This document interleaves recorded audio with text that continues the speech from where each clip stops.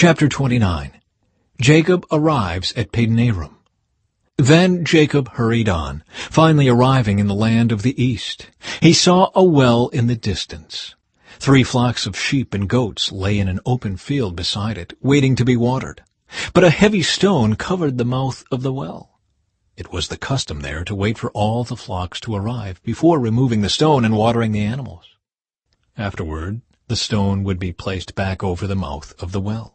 Jacob went over to the shepherds and asked, "Where are you from, my friends?" "We are from Haran," they answered. "Do you know a man there named Laban, the grandson of Nahor?" he asked. "Yes, we do," they replied. "Is he doing well?" Jacob asked. "Yes, he's well," they answered. "Look, here comes his daughter Rachel with the flock now." Jacob said, "Look, it's still broad daylight, too early to round up the animals. Why don't you water the sheep and goats so they can get back out to pasture?" "We can't water the animals until all the flocks have arrived," they replied. "Then the shepherds move the stone from the mouth of the well, and we water all the sheep and goats." Jacob was still talking with them when Rachel arrived with her father's flock, for she was a shepherd. And because Rachel was his cousin, the daughter of Laban, his mother's brother, and because the sheep and goats belonged to his uncle Laban, Jacob went over to the well and moved the stone from its mouth, and watered his uncle's flock. Then Jacob kissed Rachel, and he wept aloud. He explained to Rachel that he was her cousin on her father's side, the son of her aunt Rebekah. So Rachel quickly ran and told her father Laban. As soon as Laban heard that his nephew Jacob had arrived, he ran out to meet him. He embraced and kissed him and brought him home. When Jacob had told him his story, Laban exclaimed, "You really are my own flesh and blood." Jacob marries Leah and Rachel. After Jacob had stayed with Laban for about a month, Laban said to him, "You shouldn't work for me without pay just because we are relatives. Tell me how much your wages should be." Now Laban had 2 daughters. The older daughter was named Leah, and the younger one was Rachel. There was no sparkle in Leah's eyes, but Rachel had a beautiful figure and a lovely face. Since Jacob was in love with Rachel, he told her father, "I'll work for you for 7 years if you'll give me Rachel, your younger daughter, as my wife." "Agreed," Laban replied. "I'd rather give her to you than to anyone else. Stay and work with me." So Jacob worked 7 years to pay for Rachel. But his love for her was so strong that it seemed to him but a few days. Finally the time came for him to marry her. "I have fulfilled my agreement," Jacob said to Laban. "Now give me my wife so I can marry her." So Laban invited everyone in the neighborhood and prepared a wedding feast. But that night, when it was dark, Laban took Leah to Jacob, and he slept with her. Laban had given Leah a servant, Zilpah, to be her maid. But when Jacob woke up in the morning, it was Leah. "What have you done to me?" Jacob raged at Laban. "I worked 7 years for Rachel. Why have you tricked me?"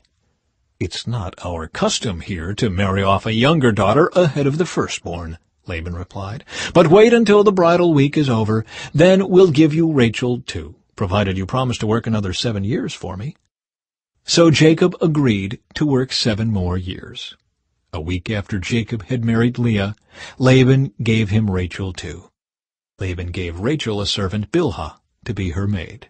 So Jacob slept with Rachel too, and he loved her much more than Leah. He then stayed and worked for Laban the additional 7 years. Jacob's many children. When the Lord saw that Leah was unloved, he enabled her to have children, but Rachel could not conceive. So Leah became pregnant and gave birth to a son. She named him Reuben, for she said, "The Lord has noticed my misery, and now my husband will love me." She soon became pregnant again and gave birth to another son. She named him Simeon, for she said, "The Lord heard that I was unloved and has given me another son." Then she became pregnant a 3rd time and gave birth to another son. She named him Levi, for she said, "Surely this time my husband will feel affection for me, since I have given him 3 sons." Once again Leah became pregnant and gave birth to another son. She named him Judah, for she said, "Now I will praise the Lord." And then she stopped having children.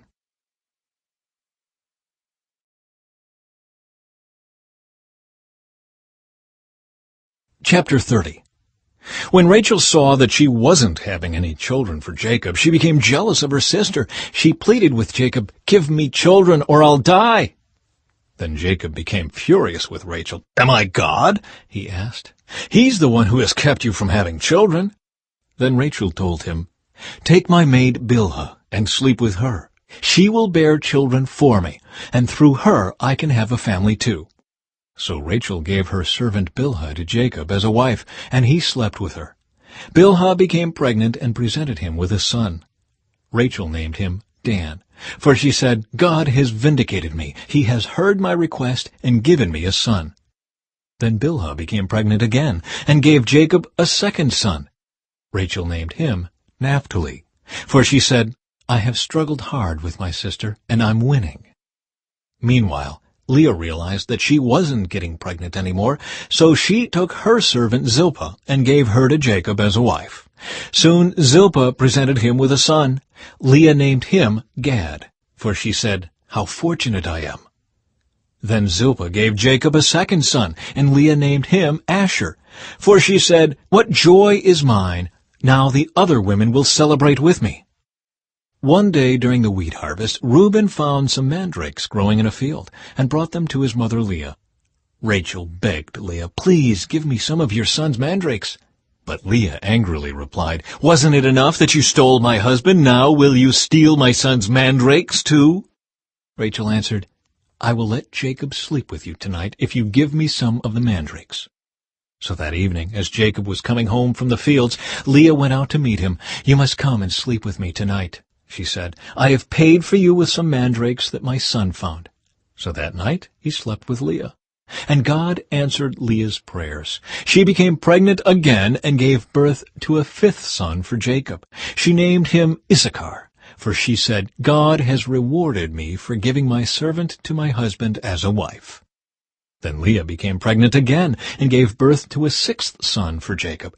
She named him Zebulun, for she said, "God has given me a good reward. Now my husband will treat me with respect, for I have given him 6 sons." Later she gave birth to a daughter and named her Dinah. Then God remembered Rachel's plight and answered her prayers by enabling her to have children. She became pregnant and gave birth to a son. "God has removed my disgrace," she said, and she named him Joseph. For she said, "May the Lord add yet another son to my family." Jacob's wealth increases. Soon after Rachel had given birth to Joseph, Jacob said to Laban, "Please release me so I can go home to my own country. Let me take my wives and children, for I have earned them by serving you, and let me be on my way. You certainly know how hard I have worked for you." "Please, listen to me," Laban replied. "I have become wealthy, for the Lord has blessed me because of you. Tell me how much I owe you. Whatever it is, I'll pay it." Jacob replied, "You know how hard I've worked for you, and how your flocks and herds have grown under my care. You had little indeed before I came, but your wealth has increased enormously. The Lord has blessed you through everything I've done. But now, what about me? When can I start providing for my own family?" "What wages do you want?" Laban asked again. Jacob replied, "Don't give me anything. Just do this one thing, and I'll continue to tend and watch over your flocks. Let me inspect your flocks today and remove all the sheep and goats that are speckled or spotted, along with all the black sheep. Give these to me as my wages. In the future, when you check on the animals you have given me as my wages, you'll see that I have been honest. If you find in my flock any goats without speckles or spots, or any sheep that are not black, you will know that I have stolen them from you." "All right," Laban replied. "It will be as you say." But that very day Laban went out and removed the male goats that were streaked and spotted, all the female goats that were speckled and spotted or had white patches, and all the black sheep. He placed them in the care of his own sons, who took them a 3 days' journey from where Jacob was. Meanwhile, Jacob stayed and cared for the rest of Laban's flock. Then Jacob took some fresh branches from poplar, almond, and plane trees and peeled off strips of bark, making white streaks on them. Then he placed these peeled branches in the watering troughs where the flocks came to drink, for that was where they made it. And when they made it in front of the white streaked branches, they gave birth to young that were streaked, speckled, and spotted. Jacob separated those lambs from Laban's flock, and at mating time he turned the flock to face Laban's animals that were streaked or black. This is how he built his own flock instead of increasing Laban's. Whenever the stronger females were ready to mate, Jacob would place the peeled branches in the watering troughs in front of them. Then they would mate in front of the branches. But he didn't do this with the weaker ones, so the weaker lambs belonged to Laban and the stronger ones were Jacob's. As a result, Jacob became very wealthy with large flocks of sheep and goats, male and female servants, and many camels and donkeys.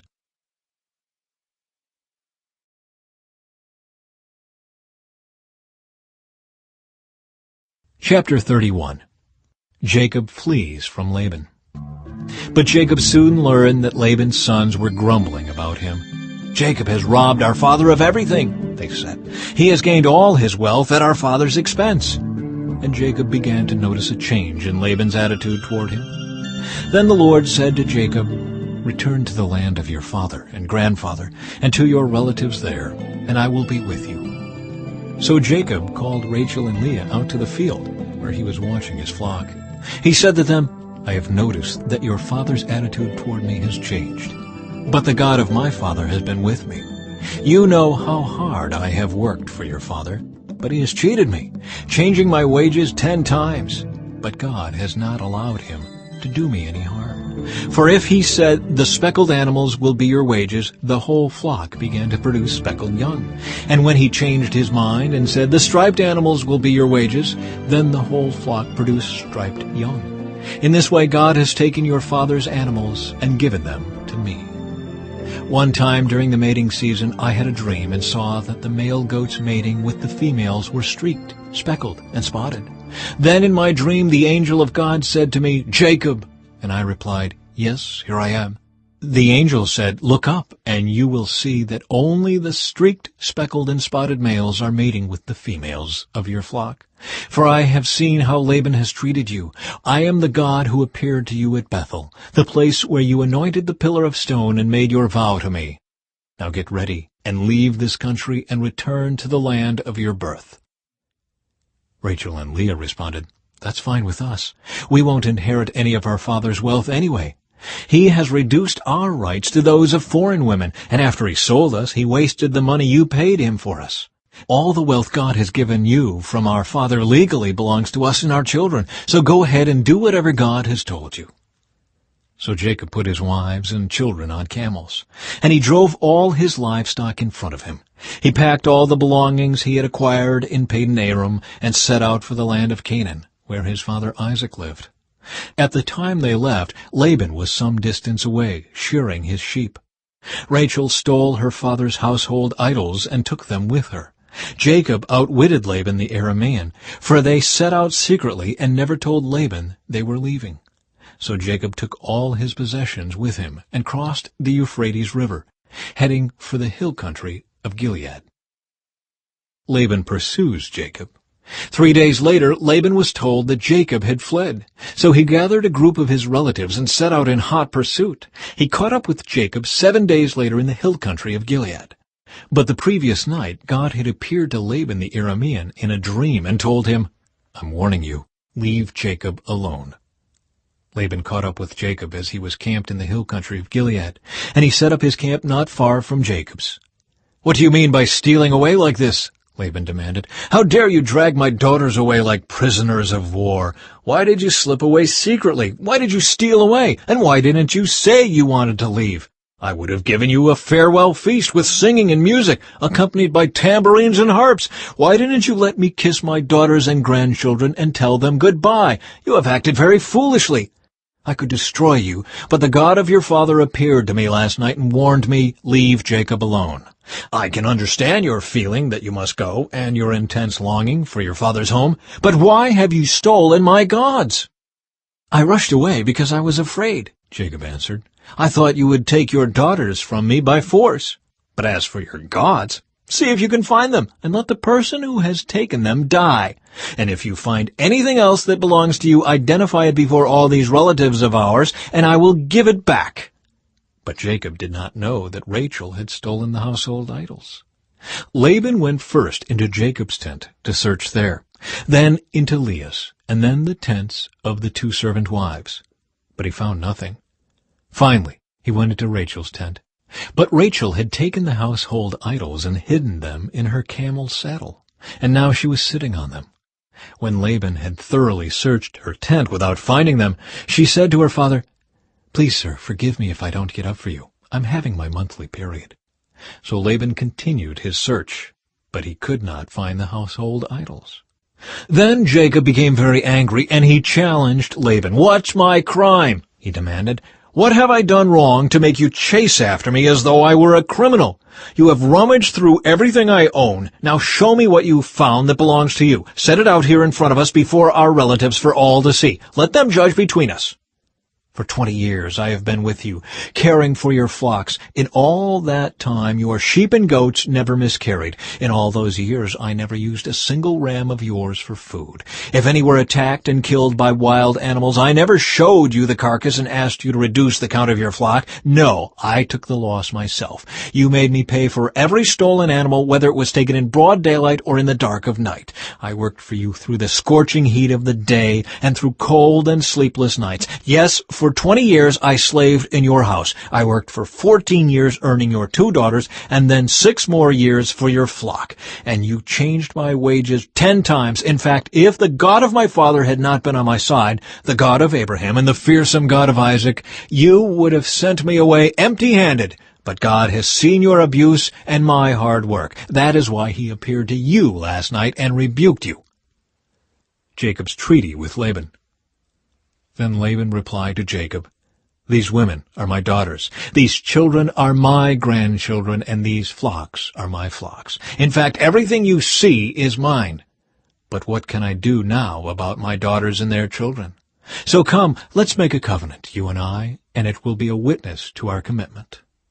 So Jacob took a stone and set it up as a monument. Then he told his family members, "Gather some stones." So they gathered stones and piled them in a heap.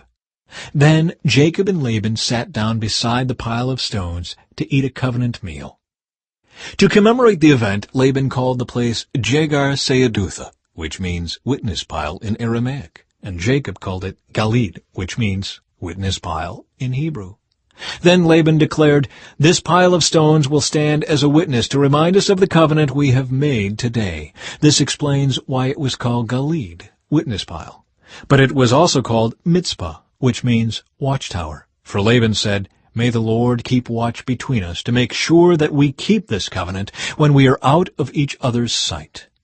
If you mistreat my daughters, or if you marry other wives, God will see it even if no one else does. He is a witness to this covenant between us. See this pile of stones," Laban continued, "and see this monument I have set between us. They stand between us as witnesses of our vows. I will never pass this pile of stones to harm you, and you must never pass these stones or this monument to harm me. I call on the God of our ancestors, the God of your grandfather Abraham and the God of my grandfather Nahor, to serve as a judge between us." So Jacob took an oath before the fearsome God of his father Isaac to respect the boundary line. Then Jacob offered a sacrifice to God there on the mountain and invited everyone to a covenant feast. After they had eaten, they spent the night on the mountain. Laban got up early the next morning, and he kissed his grandchildren and his daughters and blessed them. Then he left and returned home.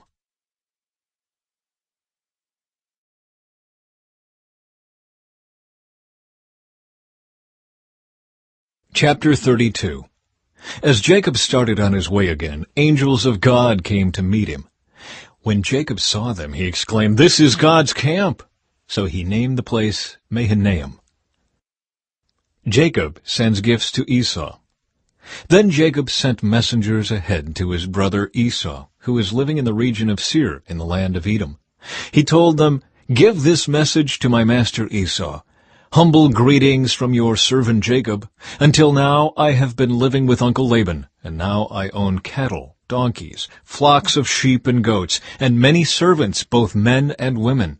I have sent these messengers to inform my lord of my coming, hoping that you will be friendly to me.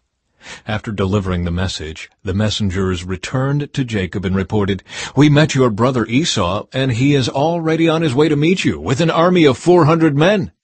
Jacob was terrified at the news. He divided his household, along with the flocks and herds and camels, into two groups. He thought, if Esau meets one group and attacks it, perhaps the other group can escape. Then Jacob prayed, "O God of my grandfather Abraham, and God of my father Isaac, O Lord, you told me, 'Return to your own land and to your relatives,' and you promised me, 'I will treat you kindly.' I am not worthy of all the unfailing love and faithfulness you have shown to me, your servant.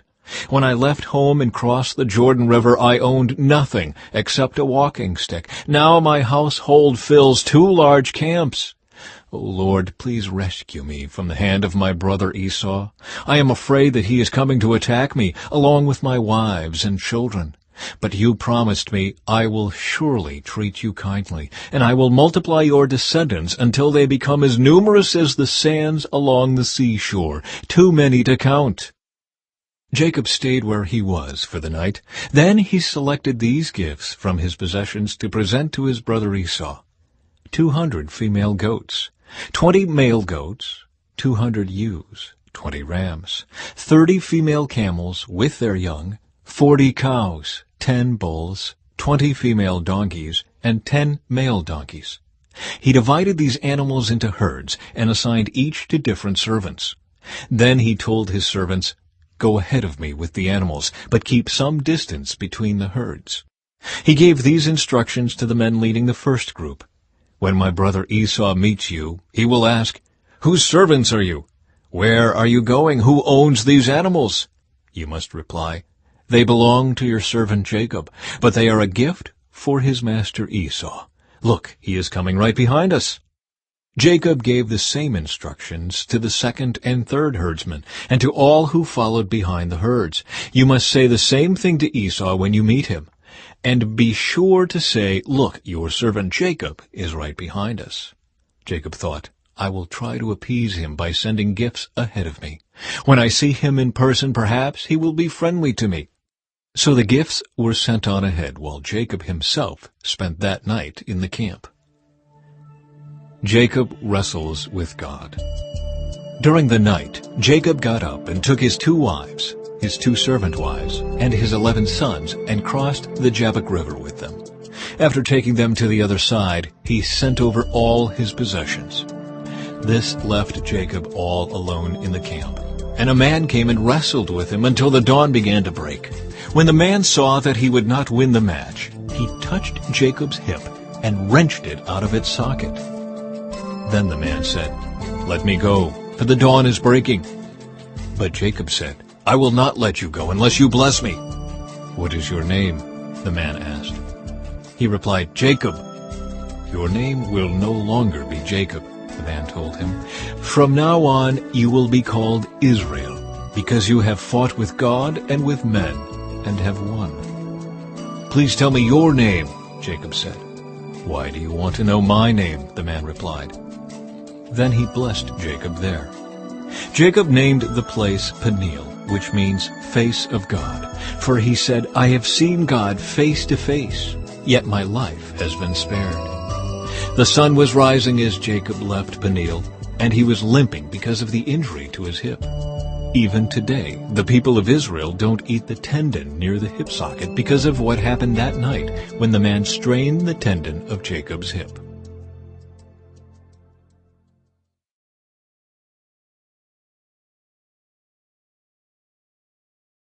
Chapter 33. Jacob and Esau make peace. Then Jacob looked up and saw Esau coming with his 400 men. So he divided the children among Leah, Rachel, and his 2 servant wives. He put the servant wives and their children at the front, Leah and her children next, and Rachel and Joseph last. Then Jacob went on ahead. As he approached his brother, he bowed to the ground 7 times before him. Then Esau ran to meet him and embraced him, threw his arms around his neck and kissed him, and they both wept.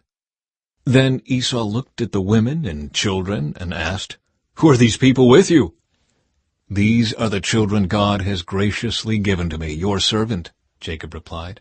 Then the servant wives came forward with their children and bowed before him. Next came Leah with her children, and they bowed before him. Finally, Joseph and Rachel came forward and bowed before him. "And what were all the flocks and herds I met as I came?" Esau asked. Jacob replied, "They are a gift, my lord, to ensure your friendship." "My brother, I have plenty," Esau answered. "Keep what you have for yourself." But Jacob insisted, "No, if I have found favor with you, please accept this gift from me. And what a relief to see your friendly smile. It is like seeing the face of God. Please take this gift I have brought you, for God has been very gracious to me. I have more than enough." And because Jacob insisted, Esau finally accepted the gift. "Well," Esau said, "let's be going. I will lead the way." But Jacob replied, "You can see, my lord, that some of the children are very young, and the flocks and herds have their young too. If they are driven too hard, even for one day, all the animals could die. Please, my lord, go ahead of your servant. We will follow slowly at a pace that is comfortable for the livestock and the children. I will meet you at Seir." "All right," Esau said, "but at least let me assign some of my men to guide and protect you." Jacob responded, "That's not necessary. It's enough that you've received me warmly, my lord." So Esau turned around and started back to Seir that same day. Jacob, on the other hand, traveled on to Succoth. There he built himself a house and made shelters for his livestock. That is why the place was named Succoth, which means shelters. Later, having traveled all the way from Padan-aram, Jacob arrived safely at the town of Shechem in the land of Canaan. There he set up camp outside the town. Jacob bought the plot of land where he camped from the family of Hamor, the father of Shechem, for 100 pieces of silver. And there he built an altar and named